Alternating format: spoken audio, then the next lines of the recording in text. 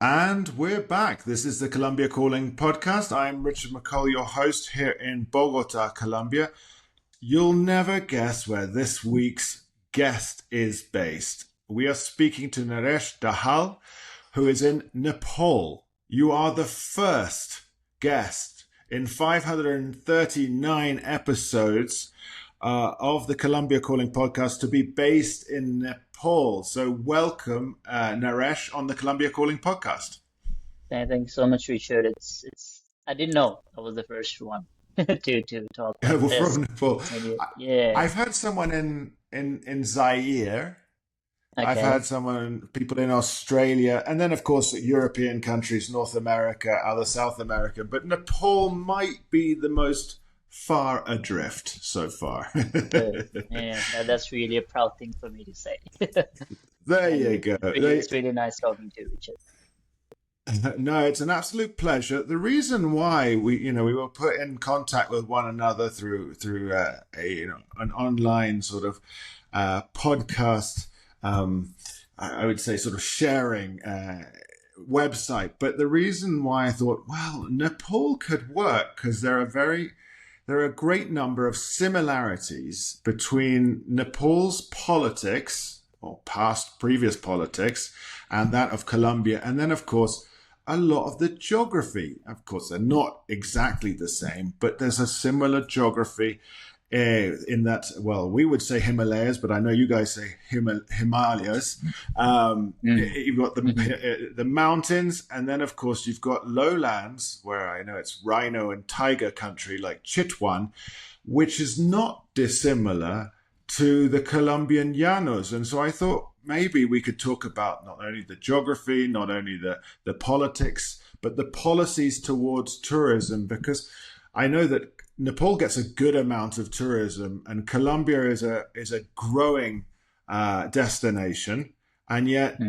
we really could use, I would say, advice from places that have had tourism for a longer period of time. Of course, Nepal had its guerrilla insurgency, which is over now, fortunately, but Colombia obviously still does.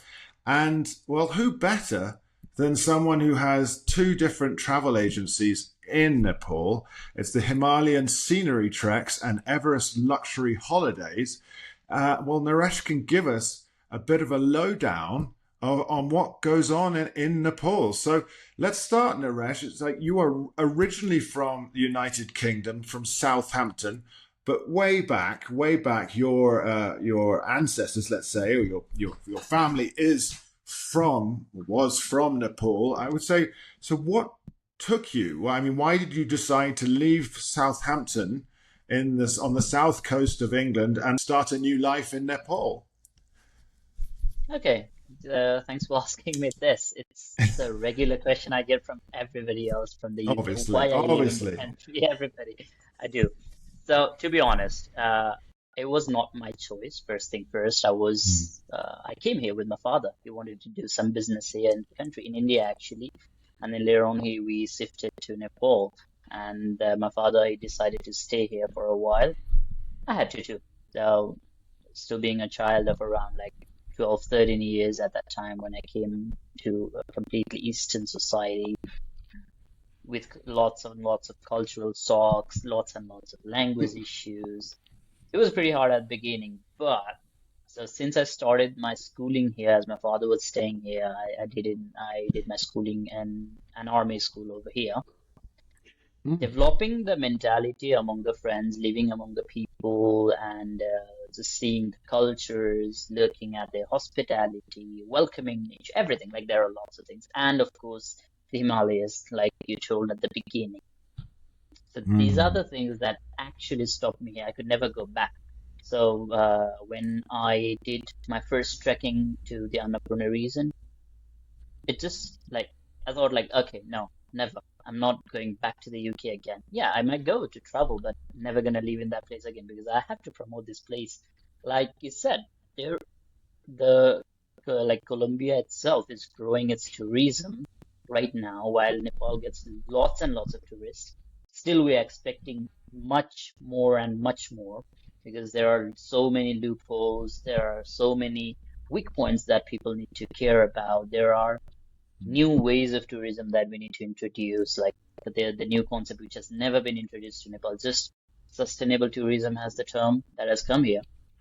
But the newer Mm, concept of regenerative tourism, which is far more advanced, far more like diversified concept, it does not even come up over here. People, whenever even I ask them about it, they say just never heard of it. So these kind of loopholes, this kind of like misconceptions among people that goes from this country to other countries. I just wanted to close them all. And having that ambition, having that passion, it just stopped me in the Himalayan country, Himalayan kingdom. Yeah, it was a kingdom, mm. not a kingdom anymore, but it stopped me here. That's what I would like to say. That the whole the events around, I guess it was it a brother or a nephew that sort of, I guess, kind of went mad and killed the whole royal family or something. There was something I remember reading Yeah, all of it. see, it was actually not a brother that.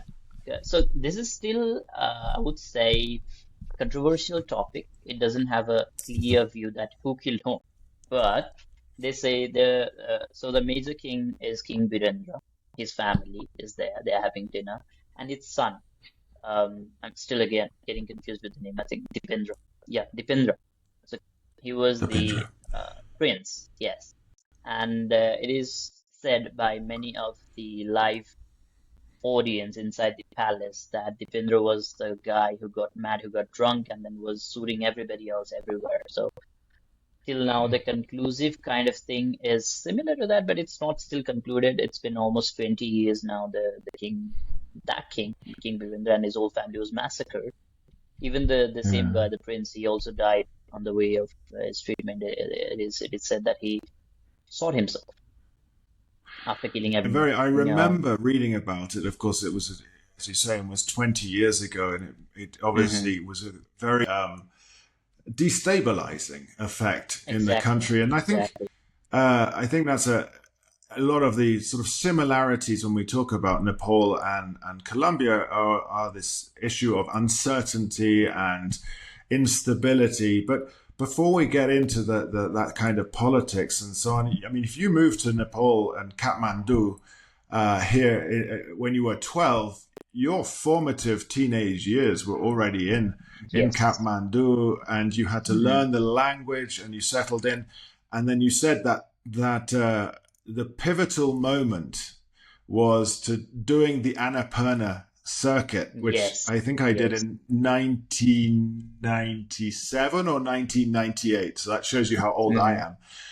From Pokhara, right? That's the city. Yes. No, and right now it's Uh, not. It doesn't leave from Pokhara. There is a place called Besisar, and it goes much mm, more farther. You did the Annapurna circuit most probably from Besisar. Right now it goes up to a place called Dharapani. So a uh, four-wheel drive, it goes up to that place. Even in dry days, let's say there is mm. a village you remember, Manang, where the Tilicho Lake is I remember. situated. I remember Poon Hill. You remember Poon Hill? Is that Yeah, right? that's the that you come and then that you return back, and that's almost the ending point of the circuit. I mean, we saw. I think you could see some ridiculous amount of mountain ranges. It wasn't the Yes. clearest day, but it was still Uh, spectacular. it is always spectacular. I would say like Annapurna circuit, I would say from my personal experience itself, it's one of the best, like best ones in Nepal. Even I have done Mm, some treks in India. I have not done in South America at all. I really want to do the Machu Picchu someday. mm. But Yeah, let's just say, yeah. like Annapurna circuit, it's majestic. It's in terms of views. You want to see the Himalayas, you want to see the mountains, you go to that place. So I suggest Mm. everybody else, whoever wants to come here. Okay, it's crowded, first thing first. But there are ways you can go. There are ways you can see it. It's grandeur, everything. Lots of things. Yes. And Naresh, I mean, you saw, even when I was there, there was a well developed sort of infrastructure for tourism. Um, but you saw opportunity, obviously, to build on this, Yes, and I you do. saw a window for yourself to set up your agencies. And I think this is very interesting because in Colombia we are I mean, we get around, well, the best year we've ever had has been 4 million foreign tourists to the country. Mm. I don't know how that compares to Nepal, but at the same time, I'll give you a second to answer that. But um, there are places that are already over touristed and over visited in Colombia. One of those being the coastal city, the coastal Hmm. Caribbean UNESCO heritage site of Cartagena. And I wonder how you said that, like, for example, the Annapurna is, gets crowded, but there are ways of doing it. I wonder how, in your experience of taking people to places that might be, uh, super saturated with tourists, how do you deal with that? I mean, how do you also deal with tourist expectations? Okay, so there you go. I really wanted to talk about this thing because that was the biggest loophole that you talked about. So basically, like, okay, so first thing, let's avoid the crowd. That's the first motto that we always aim. Avoid the crowd because where there are people, our clients might not want to go there because we brought them by telling them, okay, we're going to sell this. These are the things that you're going to be involved in. These are the activities that you're going to involved in. Correct me if I'm speeding up. Hey, just stop me if I'm speeding up. And doing that makes a little bit of offensive moments among the clients that we deal with. So what we basically do is, for example, like I told you, if you are going for the Annapurna circuit, then basically people nowadays start from a place called Darapani, which is almost near to the village of Manang, which is Mm-hmm. almost halfway of the circuit. You kill almost most of the villages. You skip most of the villages.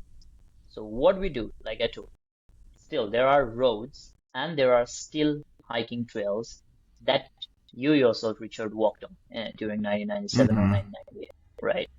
So those hiking trails still being preserved. We choose those routes longer, experience it more that you want it. Like you come here, you don't just come for the mountains. You come here for, like I told you, we are promoting regenerative tourism. Something else should come out of it.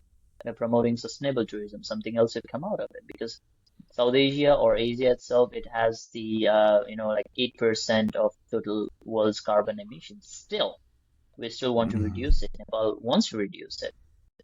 I'm not so sure about how government deals with it, but we want. I want. My company wants to. So these are the ideas that I focus on, and accordingly, I plan the routes. Me and the like, Mm-hmm. we are partners. We have got people who create itineraries. We describe the requirements of clients, and then we deal with the best way that they do not go with the crowd, or even if they do, they get a better experience. Like they meet people, they involve with the people. Even we, whenever they go to Manang Valley, so Manang is right now it's one of the best place for wine making and alcohol making places in Nepal. It is producing one of the best alcohols here. It's called Manang Valley. And we take them to that place rather than just staying in the maze area where people are mostly staying. So take them there. You want to test wine? Okay, test wine. If you don't want to do it, okay, don't do it. We have other options to do. Visit people, look mountains, go to unexplored places. Because let's say Tilicho Lake, it's one of the most explored, like so much crowded during the peak season, which is just going to start or has already started, I would say. But if you don't want to go to that crowded place, there are places like Virendra Lake, we call it. Let's go there because it's not about where exactly you want to go, it's about how you're going to experience it. So that's how we've been dealing. And like you said, like Colombia experienced like 4 million tourists in a year, you said. Well, that was our best year ever. Is 4 million, but we're a That's really very big amazing because country. after the COVID, we experienced like last year in 2023, Nepal Tourism Board declared that we got 1 million tourists, just 1 million. So Yeah. which is pretty small for now. But after COVID, it was a huge achievement, and we're expecting by 2030 we will have around 10 million. So Wow. that's a pretty good aim that we need to have. That's a So we're big build. I working on it. mean, with yeah, Exactly. our our tourism industry wants to grow to 10 million quite soon. I wonder how it can be done. Yeah, I was just looking, is that the estimation for 2024 in Nepal will be around 1.2 million tourists, Yes, but yes, it's a huge amount for when you think of the size and channel of the the country. Annapurna and Chitwan and the Himalaya. It's a huge amount. Yeah. Now I would like to tell you. So basically, like you had like Richard, we are just talking about here some little things, okay, like Annapurna or Everest or let's say the Chitwan. Now there we go. So that's the loophole we saw. We are getting 1 million clients just for these three places. Let's imagine how much we can get if we just promote the unexplored places. There, like you said, Chitwan. Mhm. There's a place where we guarantee around 80% of Bengal tigers spotting, 80% chance. That's a huge chance. And that's called Berdia National Park, which is in the far west region. That's a place Mhm. where people would like to go now. And we ourselves are sending around, like in a season, we are sending somewhat around 50 to 60 clients to Berdia National Park in a season. So that basically counts to 100, in a year, which is a which is a pretty big amount, I would say. So that's how Mhm. we can diversify. We have places that are unexplored. We can take people to that because there are people that want to do it. And so policies and lots of other things are different places. But you want to go Mhm. somewhere, you can go somewhere. And the government, how is the government organizing this? And forgive me for saying, but I guess like here, there's a lot of corruption. Here is in Colombia, Hmm. we see corruption. I mean, it's right in your face. Is it the same in Nepal? It is the same in all, Richard, I would like to say. I'm literally so much frustrated with lots and lots of things. Okay, I will share you a Mm. few anecdotes that I have personally had my experience when I was doing ground handling. I don't care what people think about Yeah. it, but I'm gonna say it because people need to hear it. Yeah. Right? So basically, corruption is like you said, it's right on your face here too. So you go Mm. for okay. Recently, I just went to renew my driving license. I was on a line of around 2 hours.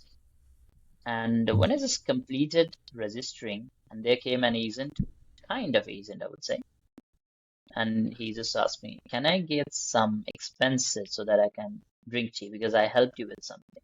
And I asked him, "What did you exactly help me with?" So he just went away. That's just a small thing. Now, if you hit on tourism, I would say, okay, there are places that more than just normal permit fees, they charge a lot more. Let's say Kumbu itself. Khumbu for Everest. So it used to take 2000 rupees NPR, Nepali currency, from one person as a tourist, whoever is visiting there, not from Nepali, but from foreigners. They were taking 2000 NPR per person. This year, not this year, just this season, they increased the price. Okay. Within a Mm. year, they're increasing prices. Now, I would like to, like, this is the question from me to Khumbu itself. So, what are you contributing exactly in Khumbu? What are you giving? You are the local government there. They are the local governments there. Now, what are they contributing exactly? Are they making paths? Are they making the routes that are safer? Are they making even the routes that are already there? Are they managing it properly? Actually, no. They're just like, what's the meaning of taking a permit fee? It's for the people over there. It's for the tourists that go there. They're taking it from tourists, and tourists need to have that's a tax. So you need to get Yeah. the tax return, obviously, but you are not getting. So these are the issues. This is just one example. This is just one anecdote, Richard. There are lots and lots of other things. So and it has become corruption is like a habit for a normal individual as well, whoever goes to take service. Like, okay, give him 500, he's gonna do your job. That's what kind of mentality has been already developed because you want to save time and they want to have money and say no to it. It's a crime, but you can say no to it. And so if we talk about government, let's say the tourism ministry, it's like, okay, we need to bring more and more tourists. We need to bring more and more tourists, but they don't know how. And they don't want to take advice Mm. from the people who are already bringing tourists. Mm. So that's the biggest problem. Yeah. So you get the feeling that it's desire for income in the country, desire for income in the pocket, and also let's just increase the numbers. We don't know how, but let's just do it. Okay. Okay. The government, I mean, is like Okay. they want more figures, but they don't know how to do it. It's How? Okay. The government here works something like this. There is a ministry. Under the ministry, there are multiple governmental organizations that work with it. Mhm. But the people there, they have never ever worked in the industry of tourism. So I would give you a Mhm. simple example. Manaslu, which is the just earlier circuit route of Annapurna, and which is newly opened. It opened in 1998, I guess, or 1992. I actually forgot the date. Similar to the time you traveled there. But Mhm. so that place is one. So they charge $100 for from September till November per person for a permit, for a restricted area permit. It's called restricted because Mhm. it has an open border with Tibet, so it's restricted. So they lessen their people to go there.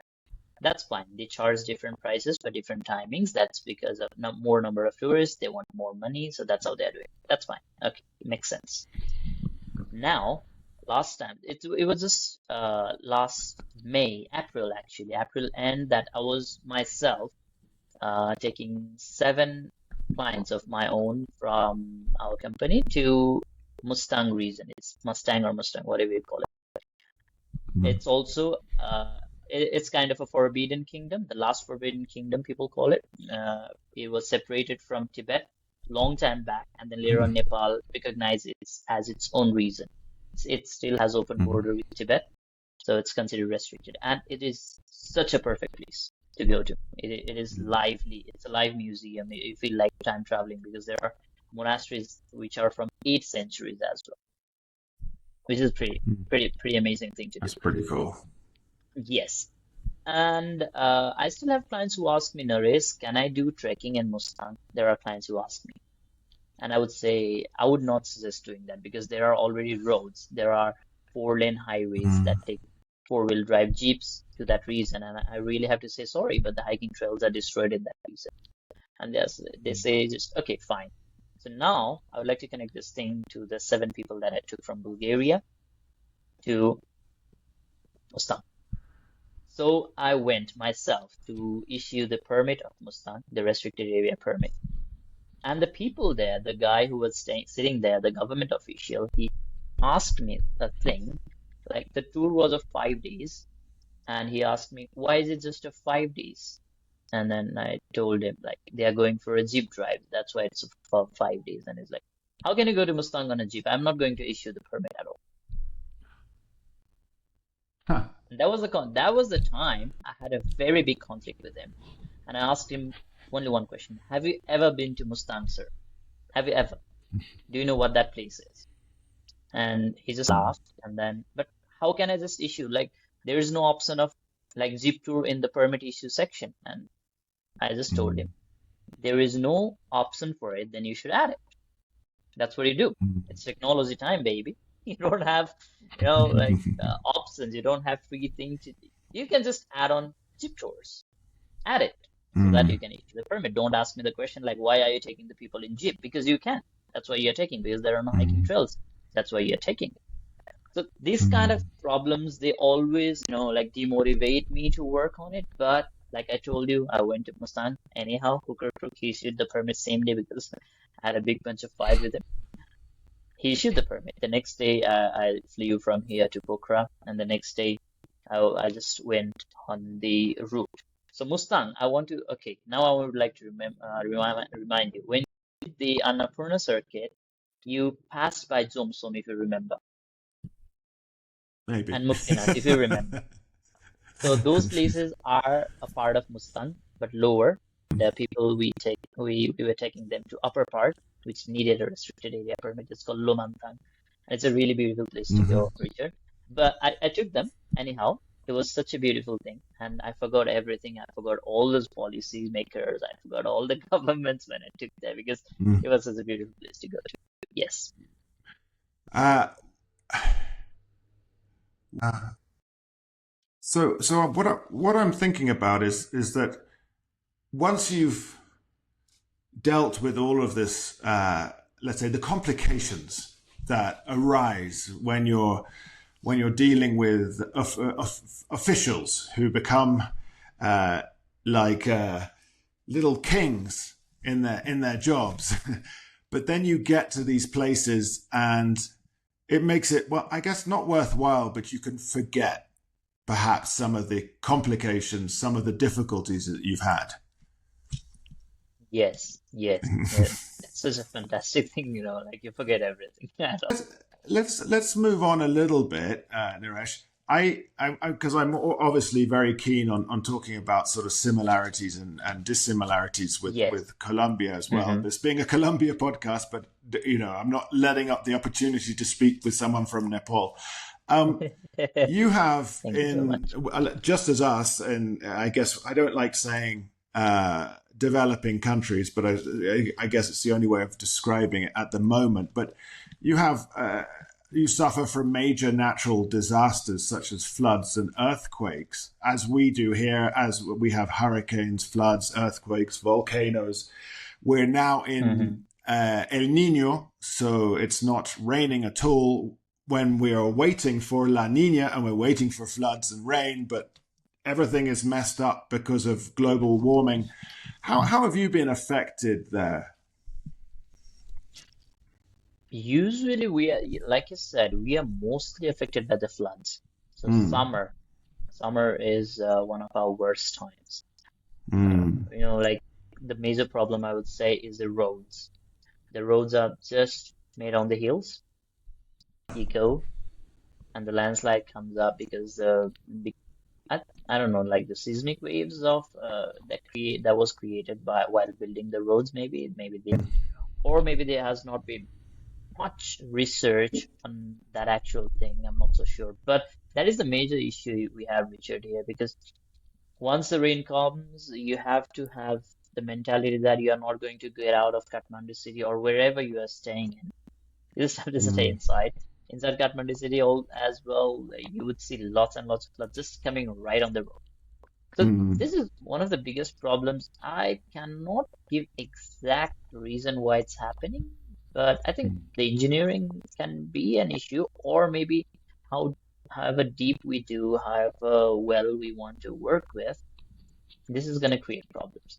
But mm. when I see Japan, let's say, they face a lot of tsunamis, they face a lot of volcanic eruption, like I said in Colombia, they face a lot of hurricanes, earthquakes. Still, their roads are intact, their buildings are intact. That means they have moved way forward. So that also reminds me, Mm. like, okay, so maybe something else is missing in the technical team, or maybe the research team, or maybe like we were discussing previously, the corruption can be an issue as Yeah. well. This is It is, we have a really big issue of it. Like in Colombia, how good is it with the roads? I wanted to know. not good at all. Not good at all. Eh, we've got better. We've got better, but to Okay. cross with Venezuela or Ecuador or Peru, we are in our infancy. The excuse used, well, there are several excuses.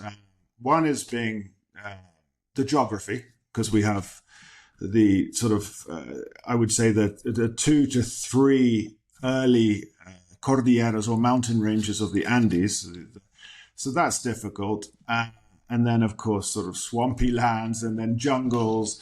And then the next one that people use a lot is the armed conflict in the country, which has been going Hmm. since 1964, more or less.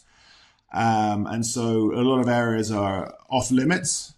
And even though the let's say the government the government influence is increasing, there is still so much of Colombia that is underpopulated and in areas that are controlled by armed gangs for the transshipment of cocaine and migrants and weapons and everything else. So that has limited amount of infrastructure development. But in the last 10 years, I would say there's been a big increase. It's still not good for a country of this size.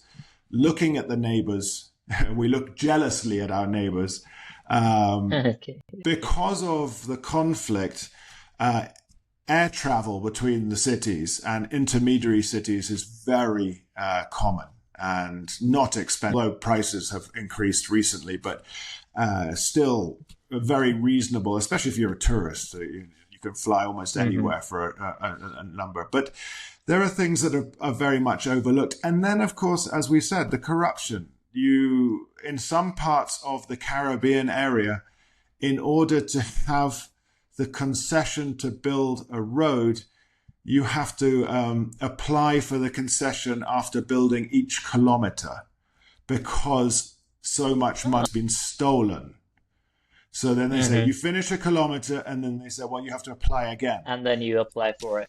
And this takes so long. It does, because you have to pass a bill, like in a parliament. And I was just thinking, there's another comparison is when you have a flood or a natural disaster, how is the government and the armed forces and so on, are they good at responding? Are they rapid responders to this? Yes, exactly. They respond rapidly more than the government, the armed forces. They usually do. They have it because the government here works late. It works, but works late. Like today, the flood has happened. The armed forces have already rescued so many people. They have been sending helicopters, lots and lots of things. And then there comes up the prime minister, there comes up the ministers who would like to just go there, meet the people. And the support here is considered monetary, just monetary. Like, okay, you have had problems. Okay, so we are contributing this much money to you, each family who has been the victim of floods, who has been the victim of landslides. Rather than managing the areas, the secure areas for next time. So, okay, the mentality has become like this. Okay, people are always going to stay in there. So if it happens again next year, we're gonna pay them. We're gonna give them some like kind of donation so that they can again continue to live at the same place. Doesn't matter. So there's not been any solutions created to it from the government place. But like army, they create houses. They have been doing a really good thing because army here doesn't work in borders. They have been especially working for the people itself whenever people are in disaster or other things. And there has been the armed forces, like there's APF, we call it Armed Police Force. That's a police itself, which is mostly focused on disaster management and even the border conflicts as well. The armed police forces are implemented in the borders rather than the armies. So armies are usually passive for now, but whenever they're doing it pretty well. So, because we don't What have border wars at all conflicts do you nowadays, have? especially with India. So Okay. it is. I will give you a real life example. I forgot the names, but it has been happening at so many places that I don't need to give you examples, I guess. There are open borders. Open borders in a sense like there are just pillars at many places, which are borders to India. Just pillars, no security at all, no border checkpost at all. People just go and come back, go and come back. So there are some places, I forgot the names. I think it was in a district called Rohtahat, which is near to Chitwan. And so there has been a family whose house a day before was in Nepal, a day later was in India because the pillars were moved already. So this kind of events that this happened, but still the government is not doing any sort of things. Right now there's a big issue of one thing, like there is a place called Kalapani and there is a place called Limpiadura in a very far western part of Nepal. It's called Darchula. So those two places are still a conflict, like Kashmir is in the conflict of is it of Pakistan or India.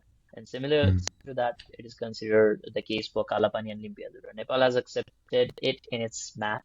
Nepal has even done census in there to calculate the population, how many people are living there. There's no local government like exactly established at that place, but there are villages. So Nepal has been taking good care of people as well if they want to over there.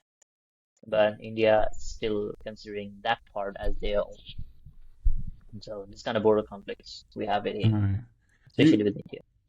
I like the idea of a very socially aware army. And we have the army engineers in Colombia, which come in and do, when there's been a flood, they come in and put up military bridges and things. But it's not as aware as it should be because we have we have the conflict, so and it's internal. Conflict going We, on. yeah, I mean, we do have. There's always some issue with Venezuela, but who knows? You mentioned something about the military sending out helicopters and so on, and I can remember, and I remember very sadly so. I think it was 2006. Is an army helicopter went down with members from the NGO WWF. Yes, yes, Um, yes. There were people. It yeah, crashed. It crashed. I mention it But because I'm I also worked. completely not properly aware of it. But I remember, Yeah. I remember because I read some news about it Hmm. some years back. Yes, I know that pretty well. In I only, 2006 it is. Yes. yeah, I only remember it because I worked at WWF in the early 2000s, and a good friend of mine was on the plane, and Oh, she on the helicopter, and she died. Yeah, on the so it helicopter. was, Oh, yeah, it's that's so like sad. you Oh. know, these things happen, unfortunately. We used to travel, her name was Mm. Jennifer Headley. We used to travel every day from London in the same train to the headquarters. Ah, And so you remember these things, unfortunately. And this kind of gives me a segue into the next thing is like, for me, Nepal, I remember I went with my stepbrother back in those days. It was great. The Annapurna trail was the best thing. Whitewater rafting on a river there in Chitwan. We didn't see any tigers, but that's fine. It was still incredible. But mhm. obviously, I have an image in my head as well of my friend. But this leads me to my question: is like when someone says Colombia to you in Nepal, what do you think of? Okay, I've seen Narcos in Ah, Netflix. great. So basically, all I have not read much things about Colombia. So always, so Narcos always reminds me of Pablo Escobar, which is like Netflix. It sold Pablo Escobar as a god, and so I never knew like his stories unless I saw it in Netflix. And when I Mm. saw the whole of the series, I was manipulated too. Like, Oh, and because I thought like, okay, this guy was doing pretty well. Leave behind his things about drugs, but he was doing pretty well. But later on, when I read about him after a month and lots of other stories, lots of other things, and then I just went like, that was the worst thing ever I heard because Maoist insurgency killed 17,000 people here in Nepal, mm. and not sure how many lives Pablo Escobar has destroyed. And Ah, that gave me a very like bad impression at first, and then later on, somewhat like I looked at the geographies like you told me at that time how good it has placed and lots of other things like South America. It's really beautiful, and mm. so not much, but later on I just came to know like Colombia is not just about Pablo Escobar and drugs. It's a different place. It just has not been into the spotlight, but it has lots of things.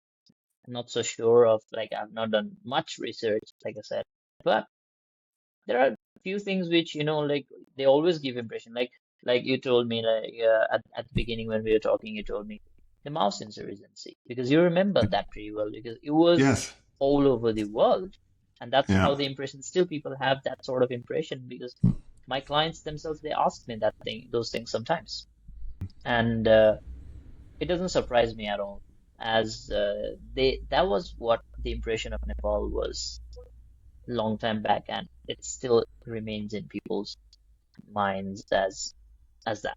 And sometimes people even ask me, is it safe to visit there? Do you still have civil wars over there? So those kind of things. And my question to you is how safe people feel, the tourists usually feel when they are there because the guerrilla war, it's still happening, that you said, the Mm. conflict, internal conflict. How safe people feel it there.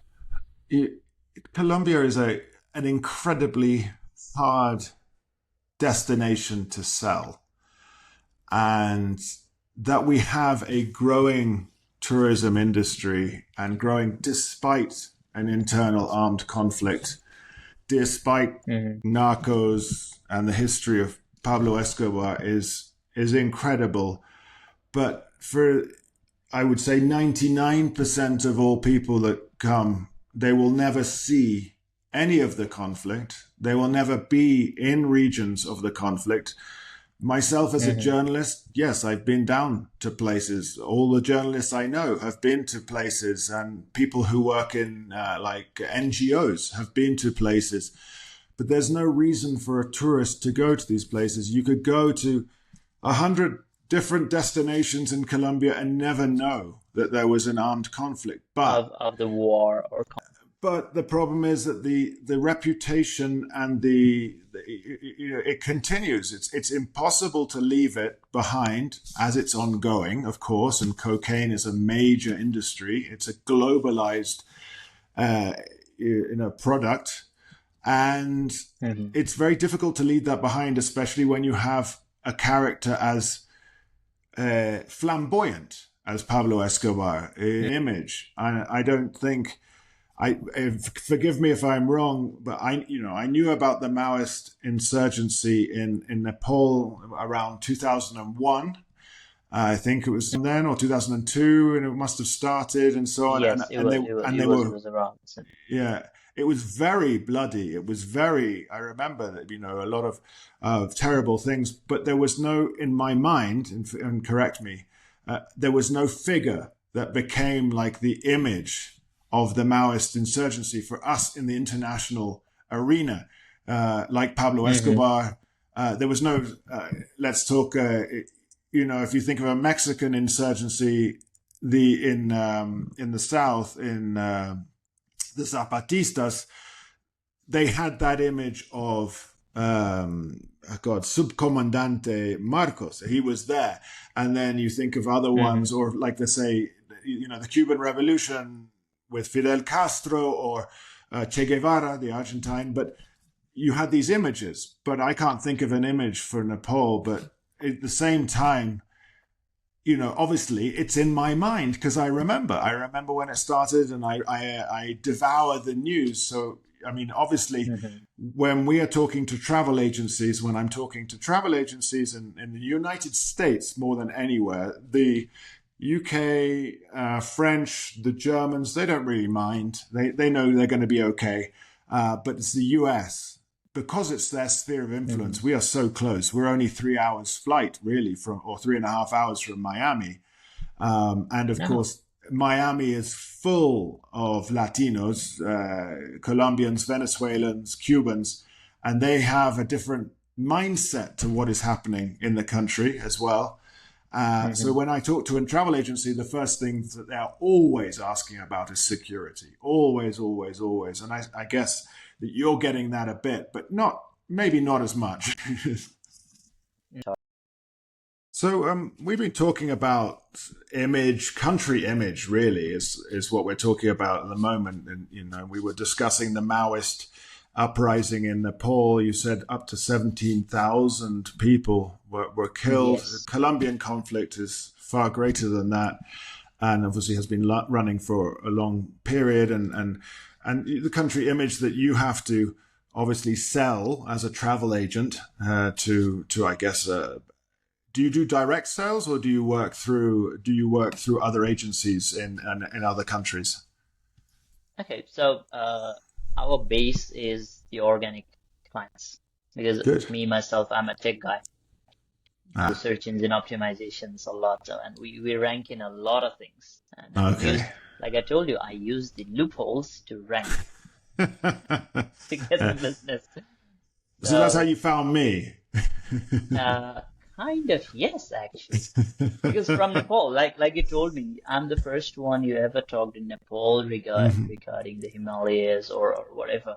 And I might be one of the first person from like one of the first persons from Nepal, I think, to like promote myself, promote my business, promote lots and Mm. lots of things, promote Nepal basically through Mhm. podcasts because there are really less. I think, Yeah. or maybe none, because whenever I search, like I use search engines a lot, and whenever I search for podcasts regarding Nepal, podcasts regarding Himalayas, I just found foreign speakers, not any Mm. Nepali speaker. So I'm a foreign speaker, foreigner, to be Mm. honest. So basically, there is no Nepali speaker that does this kind of thing. And like I told you, I found the loophole. I just started. Oh, well, very good too. And I think if we wind this down, I mean, we've talked about natural disasters, we've talked about the need to diversify in tourism, of course, sustainable tourism, but also regenerative tourism. I've talked about Hmm. this on other on other podcasts, but um, obviously, if you're going to receive 1.2 million tourists in 2024, which is it's a big amount of tourists in a It's a country big that is amount. Yes. it's Yes. a country of what 30.5 million people, more or less, Yeah. Nepal. Yeah. Yeah. Uh, Yeah. Just 30.5 million. Yep. it's a big amount, and again, like I said, Hmm. but so tourism is a growth industry for employment, and yet I know that there's a sort of a drain on resources because people still have to leave the country to find work. Okay. So here we go about this. So basically, tourism is about the skills that you use. I would like to say, yeah, you know it more than me, I guess. It's more about skills. And here, like you're telling, there are employment opportunities, but let's say basically the Nepali mindset is finding an easy option. Not just Nepali mindset, any of the world, the human mindset itself is finding an easy option. You would like to live in a comfort zone. So Mm-hmm. there are lots and lots of employment opportunities that you basically get while you go from here to other countries than just finding over here. And if you just see tourism, so this is the only place which gives employment to lots and lots of people with almost less, like really less investment, really Mm. less promotion here, but it needs skilled human resources.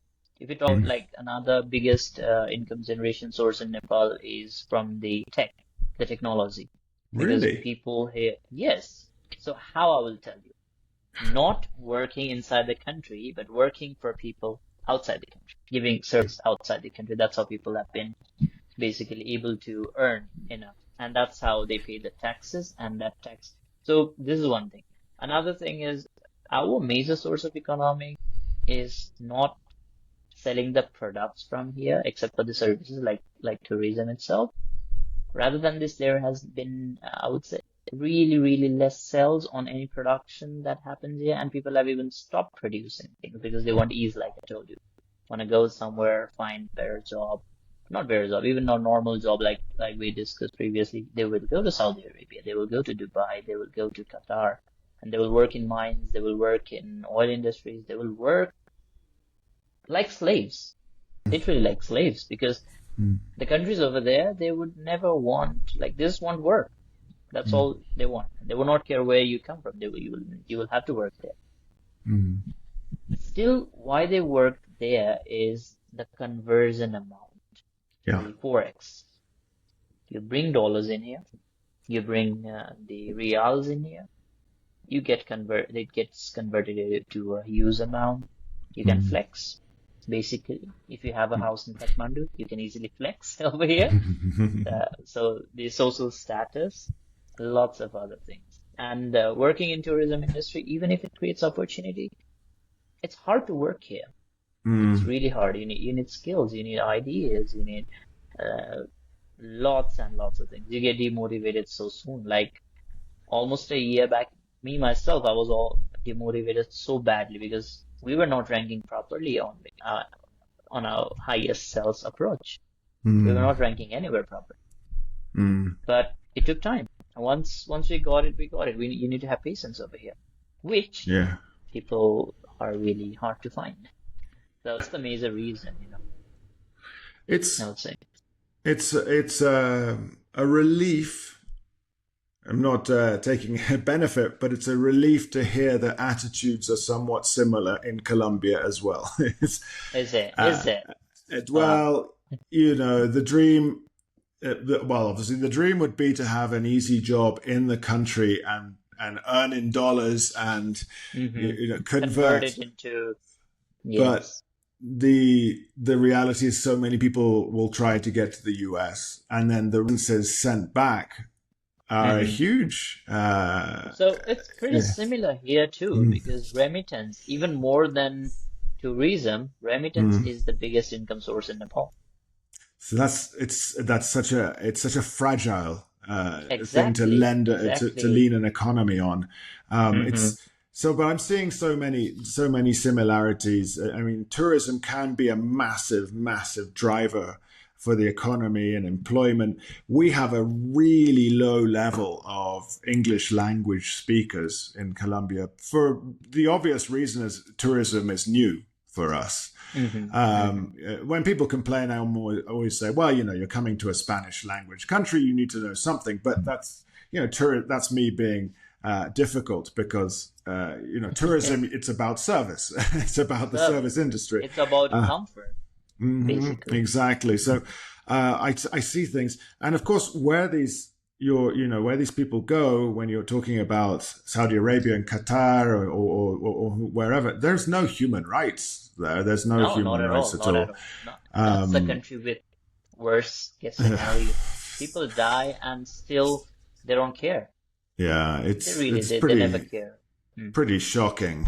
Um, but I think we've covered a lot, and I love that we've covered the sort of country image issues.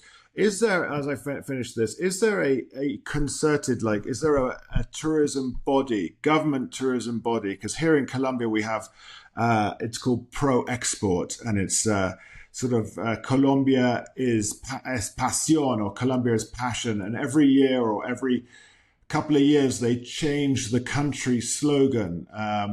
The country Ah, slogan right now is Colombia is like the country of beauty, something like okay. that. We've had a few different ones. Colombia, the only risk is wanting to stay, which was of course a play on kidnapping, and of Ah, course being beautiful. Do you have that kind of thing for Nepal as well? yes, yes. Nepal Tourism Board, that's what we rely on because that they are the ones who make policies. And Mm. their slogan is lifetime experiences. Yeah, well, Visit that's quite Nepal, good. lifetime experience. Yes. Yeah. And but that's my secondary slogan, I would say. My first one will be see you in the Himalayas. Well, and you're Yeah, taking the key site that everybody goes yes, to and using it as your exactly. as.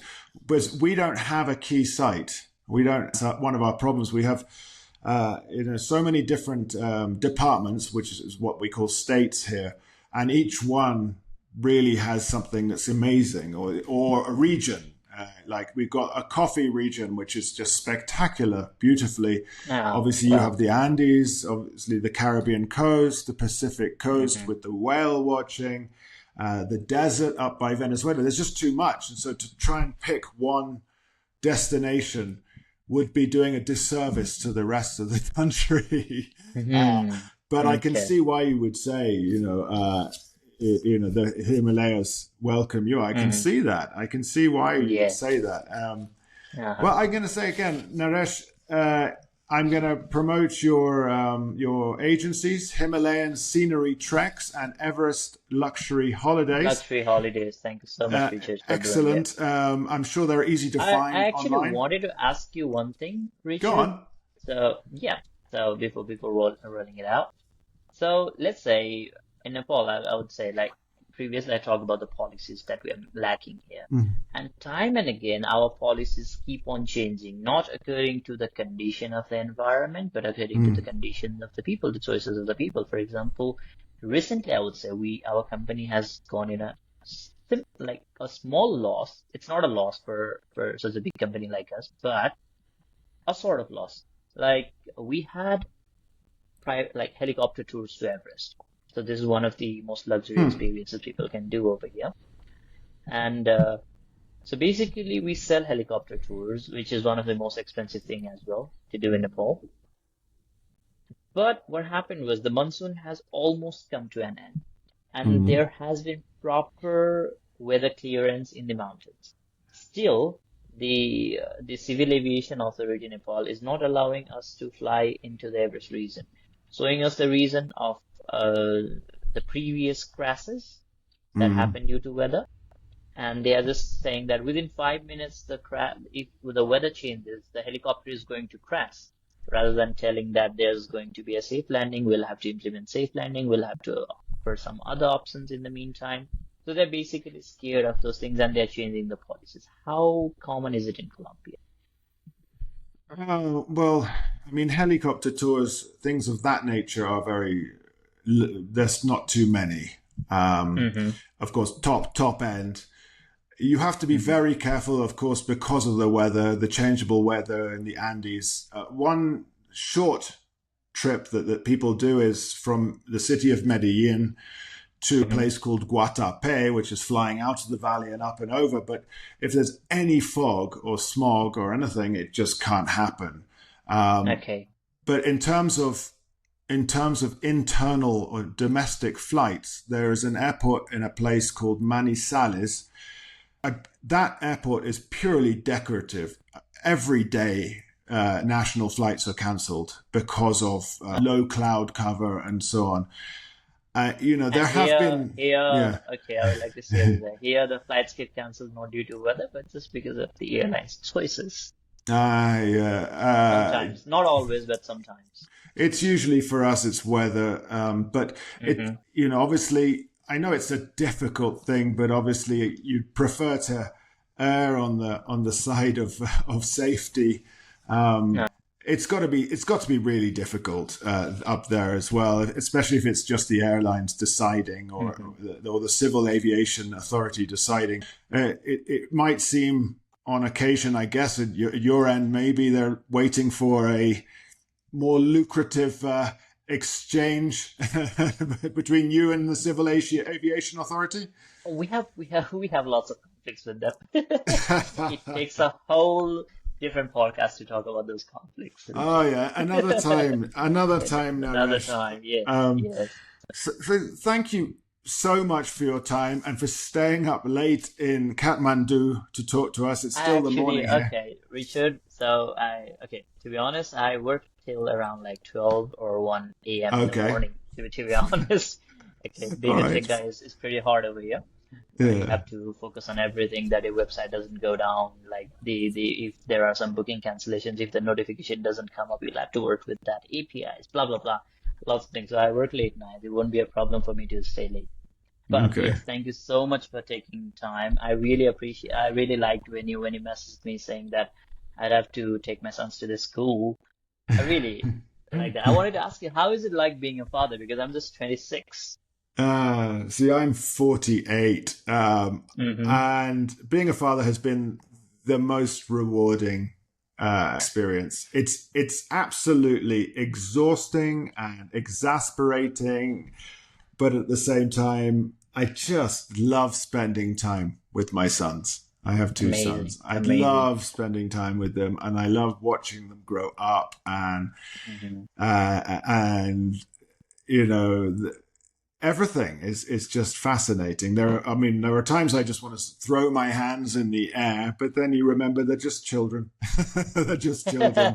Um, Amazing, but yeah, amazing. I cannot speak more positively about it because they're good boys. They're good boys. So it's good fun. Um, Mhm. but yeah, I will follow your progress for when you have children, Naresh. Well, we So will we will keep in touch someday. I will yeah, obviously.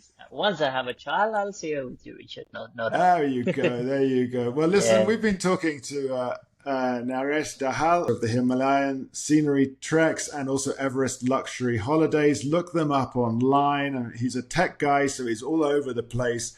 I've really thoroughly enjoyed this conversation. We've jumped around a lot, but it's the main connecting. Thank you for your time, Naresh. Thank you so much. It's been a real pleasure. Thank you so much, Richard. I really like talking with you, It's been we like great. to I'd like to keep in touch once again We someday. will be in touch, Naresh. These Hmm. things in this day and age, there's no way of falling out of Yeah, contact. yeah, exactly, exactly. We just met online. It's a really Uh, good thing. Yeah. This has been the Columbia Calling Podcast, episode 539. I've been talking to Naresh Dahal of Everest Luxury Holidays and Himalayan Scenery Treks. Can you imagine? We've been talking from Bogota to Kathmandu, that's Colombia, to Nepal.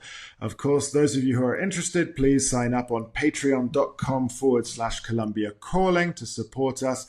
Check out Emily Hart's Substack. Just Google Emily Hart Substack. She puts all of her writing up there. And we'll be back next week with another episode that's Colombia related. And thank you again for listening. Bye-bye.